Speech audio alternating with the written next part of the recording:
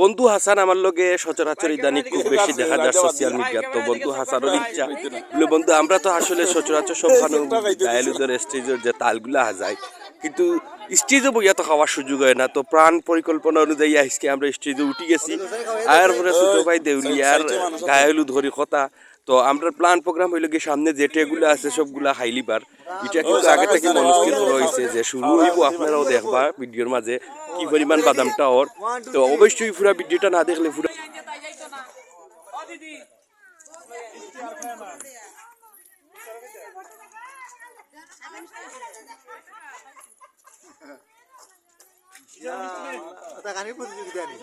প্রতিযোগিতা আর হয়েছে না, আর হয়েছে না।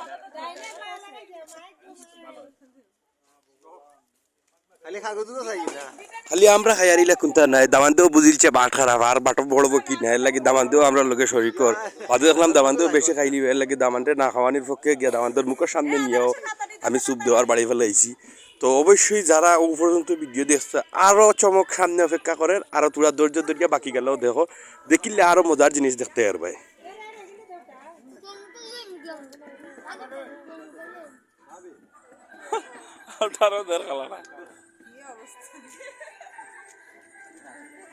একটা ভূত একটা টাকাই বদিবা মানে শেষে আমরা বলি না